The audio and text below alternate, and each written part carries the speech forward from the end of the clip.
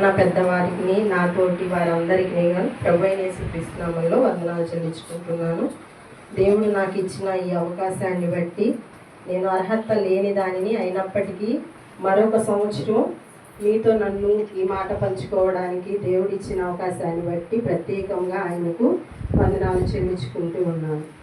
మరి యేసు ప్రభు వారు ఎంతో శ్రమపడి వేదన పడి సిలువలో మన కోసం 7 మాటలు పలికాడు. దానిలో మొదటిగా అంకులు వివరించారు, నేను రెండవ మాటగా తీసుకుని ఉన్నాను. అది లూకా సువార్త 23వ అధ్యాయము 43లో మనం చూస్తే,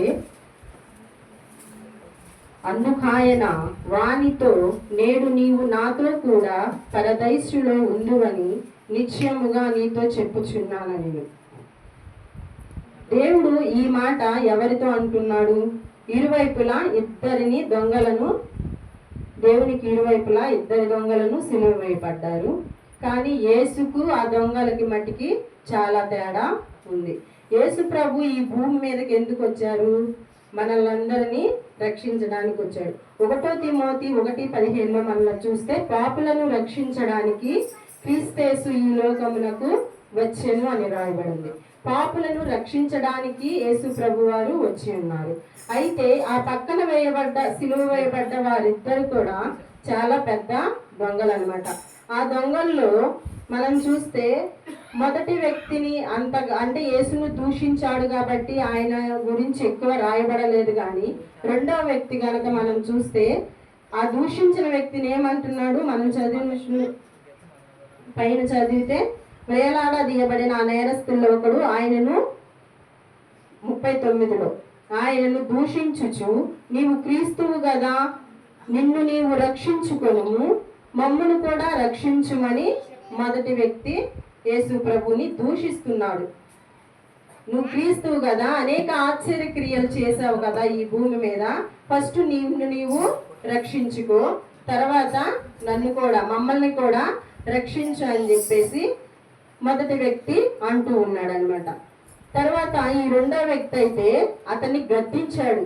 ఏమన్నాడు? అతన్ని గద్దించడం అంటే ఏంటి? కోప్పడ్డాడు అనమాట. మొదటి వ్యక్తి మీద రెండో వ్యక్తి కోప్పడ్డాడు. కోప్పడి ఏమంటున్నాడు?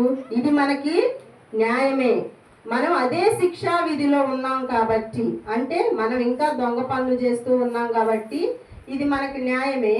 కానీ ఆయన ఈ లోకానికి వచ్చి ఎన్నో ఆశ్చర్య క్రియలు చేసి ఎంతో మందిని ఆయన సొంత బిడ్డలుగా ఏర్పరచుకొని, ఆయన ఎలాంటి అపరాధములు చేయనప్పటికీ ఆయన మీద అందరూ కూడా నేరం మోపి ఆయన్ని నేరస్తుడిగా చేశారు. కాబట్టి ఆయనకు ఇది అన్యాయము, మనకైతే ఇది న్యాయమే అని రెండవ వ్యక్తి అంటూ ఉన్నాడు అనమాట. అయితే వీళ్ళ పేర్లు అయితే మనకి బైబిల్ గ్రంథంలో ఇవ్వబడలేదు, కానీ చరిత్రకారులు చెప్తూ ఉన్నారు. మొదటి వ్యక్తి పేరు డిస్మస్ అని, రెండవ ఎడమ వైపు వ్యక్తి పేరు గెస్టస్ అని పిలువబడతారు. అయితే ఈ డిస్మస్ అనే వ్యక్తి ఎలాంటి వ్యక్తి అంటే, అతను ఎడారిలో నివసించేటివాడు అనమాట. ఆ ఎడారిలో కొంతమంది ప్రయాణిస్తూ ఉంటారు కదా, వాళ్ళని కొట్టి వాళ్ళ మీద ఉన్న బంగారం కానీ డబ్బులు కానీ దోచుకుంటూ ఉండేవాడు అనమాట. అయితే అవసరం అయితే వాళ్ళని హత్య కూడా చేసేవాడు. అలాంటి దొంగలతో ఎవరిని సిలువ వేశారండి? మన ప్రభు అయిన యేసుక్రీస్తు వారిని సిలువ వేశారు. అందుకనే కదా రెండో వ్యక్తి ఆ మాట ఫస్ట్ వ్యక్తిని అంటున్నాడు, ఇది మనకు న్యాయం, మనం ఎన్నో దొంగ పనులు చేసాం, ఎన్నో హత్యలు చేసాం, కానీ ఈయనైతే 3వ రోజు మామూలుగా అయితే చనిపోయిన వారిని కూడా లేపిన వ్యక్తి యేసు ప్రభు. అదే ఆ మొదటి దొంగకు రెండో దొంగ చెప్తూ ఉన్నాడు అనమాట. పలు చోట్ల అతను యేసు ప్రభు గురించి చాలాసార్లు విన్నాడు. ఈయన లోక రక్షకుడని, ఈయన ఎన్నో ఆశ్చర్య క్రియలు చేశాడని ఆయన మొత్తం విని అప్పుడు ఆ దొంగని గద్దించి చెప్తున్నాడు, ఇది మనకి న్యాయమే, ఆయనకైతే ఇది అన్యాయమని చెప్తూ ఉన్నాడు. లూకా 23:40లో చూస్తే, ఆ వ్యక్తి దేవునికి ముందు భయపడుతున్నాడు. 40లో చూస్తే, అయితే రెండో వాడు వాడిని గద్దించి, నీవు అదే శిక్షలో విధిలో ఉన్నావు గనుక దేవునికి భయపడవా అని ఆ రెండో వ్యక్తి మొదటి వ్యక్తిని అంటూ ఉన్నాడు. అంటే రెండో వ్యక్తి ఏం చేస్తున్నాడు? దేవునికి భయపడుతూ ఉన్నాడు. తర్వాత తన తప్పు తను తెలుసుకున్నాడు. మనం ఆ వ్యక్తి గురించి మళ్ళీ చూస్తే తన తప్పు తను తెలుసుకున్నాడు. 23:41 అది ఉందన్నమాట. ఏమని? మనకైతే ఇది న్యాయమే, మనము చేసిన వాటికి తగిన ఫలము పొందుచున్నాము గాని ఈయన ఏ తప్పిదము చేయలేదు అని చెప్పాడు. అప్పుడు ఏంటి? తన తప్పు తను తెలుసుకున్నాడు. ఎన్నో పాపాలు చేశాము, దేవా మమ్మల్ని క్షమించు అని అడిగాడు అనమాట. తర్వాత లూకా 23:42 చూస్తే, ఆయనను చూచి యేసు, నీవు నీ రాజ్యంలోనికి వచ్చినప్పుడు నన్ను జ్ఞాపకము చేసుకొనమనెను. అంటే ఆయన యేసు ప్రభు అని, ఆయనకు ఒక రాజ్యం ఉందని ఆ దొంగకి తెలిసి ఏమంటున్నాడు? నీ రాజ్యంలోకి వచ్చినప్పుడు నన్ను జ్ఞాపకం చేసుకోమని చెప్తూ ఉన్నాడు అనమాట. అయితే యేసు ప్రభు మరి మనకైతే ఈ లోకంలో మనం పరలోకానికి వెళ్ళాలంటే ఏం చేస్తూ ఉంటారు? చాలా మంది మామూలుగా అందరికైతే ఏం చేస్తూ ఉంటారంటే మారు మనసు అనేది కావాలి, బాప్తీసము డెఫినెట్గా పొందాలని ఈ లోకంలో చెప్తూ ఉంటారు. అయితే అక్కడ సిలువు మీద యేసు ప్రభు, నేడే నీవు నాతో కూడా పరదైసులో ఉండు అని ఆ వ్యక్తితో చెప్తున్నాడు. మరి ఆయనైతే మారు మనసు పొందలేదు, బాప్తీసం తీసుకోలేదు. మరి ఆయనకు దేవుడు ఎలా మాట ఇస్తున్నాడు? నేడే నీవు నాతో కూడా, ఎప్పుడో కాదు, నువ్వు వెళ్ళి బాప్తీసం తీసుకొని రా, నాతో కూడా నిన్ను తీసుకుని వెళతాను అని అనలేదు. అనుకుంటా నేడే అంటే ఇప్పుడే నేను వెళ్తాను అంటే దేవుడు ఆల్రెడీ పరలోక రాజ్యానికి వెళతాడు. నేను వెళతాను కాబట్టి నాతో నిన్ను కూడా తీసుకుని వెళతాను అని చెప్పి దేవుడు ఆ రెండో వ్యక్తికి ప్రామిస్ చేస్తున్నాడు అనమాట. అది వాళ్ళ చరిత్ర. తర్వాత పరదైసుకి వెళ్ళాలి. మరి పరదేశుకి మరొక అందమైన పేరు ఉందండి. పరదేశుని మనం ఏమంటాం? మళ్ళా పరలోకం అని కూడా అంటాం అనమాట. ఆ పరలోకంలో ఎవరెవరు ఉంటారంటే, నీతిమంతులు, యేసు ప్రభుని సొంత రక్షకునిగా అంగీకరించిన వారు, వీరందరూ కూడా అక్కడ ఉంటారు. వీళ్ళందరూ వెళ్ళే గొప్ప ప్రదేశం, చాలా ఆశీర్వాదకరమైన ప్రదేశమే ఆ పరలోకం.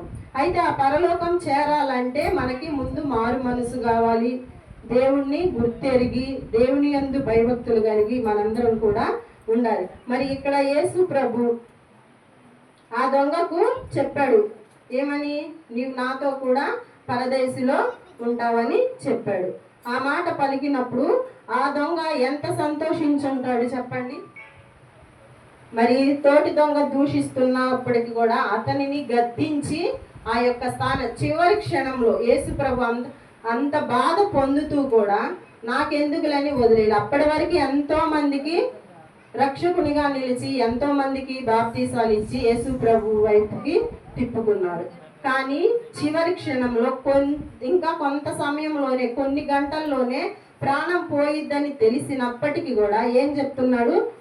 పాపులను రక్షించడానికే యేసు ప్రభు వచ్చాడు కాబట్టి ఆ పాపికి రక్షణను ఇచ్చాడు అనమాట.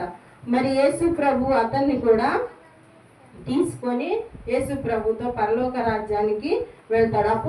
మరి ఇప్పుడు ఆ పరదేశు చూసిన వ్యక్తుల్లో ఇంకొకరు కూడా అపోస్తులైన పౌలు గారు అనుభూతి పంచుకుంటున్నారు. అపోస్తులైన పౌలు కొరింథీయులకు రాసిన పత్రిక 12:3 ఒక వ్యక్తి పరదేశుకు కొనుకోబడెను అని ఉంది. ఆ వ్యక్తి ఎవరంటే అపోస్తులైన పౌలే. ఆయన యేసుతో ఆ పరదేశులో కొనిపోబడేప్పుడు పరదేశు చూశాడు అనమాట.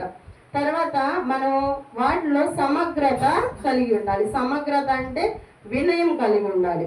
ఆయన ఎవరు? అపోస్తులైన పౌలు దేవుని యందు వినయ విధేయతలతో ఉన్నాడు కాబట్టి అందుకని పరలోక ప్రవేశం ఆయనకి, పరలోక దర్శనాన్ని అతను చూశాడు. తర్వాత రుజువు అంటే ఒక సాక్ష్యం ఉండాలి. ఆ సాక్ష్యం పౌలుకు ఉంది. అందుకని అతను పరదేశును కొనుక్కోబడ్డాడు. పౌలు పరదేశానికి కొనుక్కోబడ్డాడు. తర్వాత సమయం అంటే ఈ పత్రికలు రాయడానికి అతనికి, ఈ పత్రికలన్నీ మనకి ఎన్ని పత్రికలు ఉన్నాయి?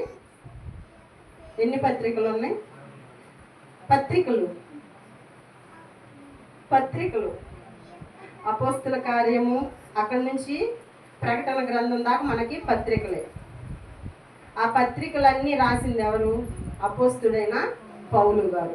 ఆయనకు అవి రాయటానికి ఎన్ని సంవత్సరాలు? 14 సంవత్సరాలు పట్టిందంట. అది సమయం దేవునికి అప్పగించాడు. 14 సంవత్సరాలు పౌలు గారు దేవునికి అప్పగించి ఆయన గురించి, ఆయన పొందిన అనుభూతి గురించి, యేసు ప్రభు గురించి అక్కడ మనకి పత్రికా పాఠ్య భాగాల్లో ఉన్నాయి. తర్వాత మనం చూస్తే ఇంకొక వ్యక్తి కూడా ఉన్నారు. ఎవరంటే యోహాను గారు. యోహాను గారు సువార్తను ప్రకటిస్తూ ఉన్నారు. ప్రకటిస్తూ ఉన్నప్పుడు అప్పుడు దేవుని సువార్తను ప్రకటిస్తే ఏం చేసేవాళ్ళు? ఖైదీలో వేస్తూ ఉండేవారు. మరి యోహాను గారు కూడా ఒక పద్మాసు ద్వీపంన ఖైదీగా ఉన్నాడంట. ఉన్నప్పుడు ఆయన అక్కడ ఆత్మవశుడై పరలోక ద్వారం తెరవబడినప్పుడు ఆ పరలోకాన్ని యోహాను గారు కూడా చూశారు. ఆ పరదేశంలో ప్రవేశించడానికి దేవుడు అనుమతి ఇచ్చింది ఈ రెండవ దొంగకైతే. మనకు తెలిసిన కొంతమందిలో వీళ్ళు జస్ట్ చూశారు. తలుపులు తెరవబడితే యోహాను గారు చూశారు. అపోస్తలుడైన పౌలు గారు కూడా అలాగే చూశారు. ప్రకటన 4:1-2 అంటే యోహాను గారు కూడా ఈ పరలోకమునకు చూశారు. తర్వాత 2వ రాజులు 2:11 మనం చదివితే ఏలియా ప్రవక్త అగ్నిరథం మీద పరలోకానికి వెళ్ళినట్టు చూస్తూ ఉన్నాం అనమాట. నేను చదివిచ్చే టైం లేదు కాబట్టి నేను చదివిట్లేదు. నేను మెయిన్ పాయింట్ ఒక్కటే రాసుకొని చెప్తా ఉన్నాను. 2వ రాజుల గ్రంథము 2వ అధ్యాయము 11వ వచనంలో ప్రవక్త అయిన ఏలియా గారు తెలుసు కదా, ఆయన అగ్నిరథం మీద పరలోకానికి వెళ్ళినట్లు చూస్తూ ఉన్నాం. తర్వాత లూకాసు వార్త 16:19-31 వరకు అక్కడ మనం చూస్తే ఇద్దరు కనిపిస్తారు. అది అందరికీ తెలిసిన కథే. లూకా 16:19-31 వరకు చూస్తే అక్కడ ఏంది? ఒక ధనవంతుడు, లాజరు కనిపిస్తారు. అక్కడ మనకి 2 మార్గాలు ఉంటాయి. పరలోకానికి వెళ్ళడానికి 2 మార్గాలు. అంటే ధనవంతుడు ఎక్కడికి వెళ్ళాడు? నరకానికి వెళ్ళాడు.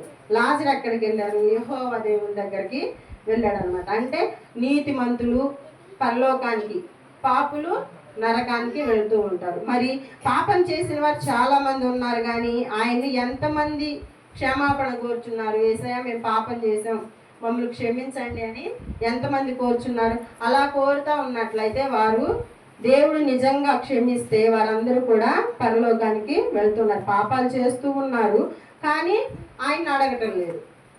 దేవా నన్ను క్షమించు, ఈ పాపం చేశానని అడగట్లేదు. కోరితే ఎంతో మందిని దేవుడు క్షమించగలడు. మరి అంత భయంకరమైన హింస పొందుతూ కూడా ఆయన తోటి వేసిన ఆ సిలువ వేసిన అతనికి పరలోకానికి అవకాశం ఇచ్చాడు. కాబట్టి మనను కూడా ఏదైనా తప్పులు చేస్తుంటే క్షమించమంటే దేవుడు క్షమించేవాడు. కాబట్టి మరి అంత బాధ పొందుతా సిలువలో మొదటి మాట కూడా క్షమించమని అన్నాడు. వీరేం చేస్తున్నారు వీరికి తెలియదని క్షమించమని అంటున్నాడు. దీంట్లో కూడా ఆయనకి క్షమాపణ ఇచ్చి పరదేశంలో ఆయనకి స్నానాన్ని ఇచ్చాడు.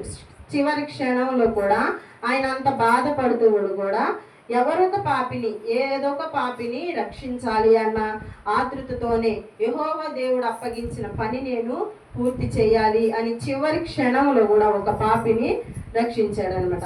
ఆయనతో పాటు ఆ దొంగను కూడా తీసుకెళ్ళారు. లూకాసు వార్త 19:10 మరి నశించిపోతున్న పాపులను రక్షించడానికి యేసు ప్రభు ఈ లోకానికి వచ్చారు. మరి నశించిపోతున్న పాపులను రక్షించడానికి యేసు ప్రభు ఈ లోకానికి వచ్చారు. మరి ఆ పాపులలో మనం ఉన్నామా లేదా అనేది చూచుకుంటే మనంగా యేసు ప్రభు వచ్చేసరికి మనం పాపాలన్నీ ఒప్పుకొని, దేవుని రాకడ సమీపంగా ఉంది కాబట్టి అన్ని పాపాలు ఒప్పుకొని మనం కానీ సిద్ధపడి ఉంటే మనం కూడా ఆయనతో పాటు పరదేశుకు వెళ్తాము. దేవుడి చిన్న పరిశుద్ధ వాక్యం దీవించును. సరే కర్మాంచ పిల్లరా మంచి వివరణ ఇచ్చినటువంటి రెండవ మాట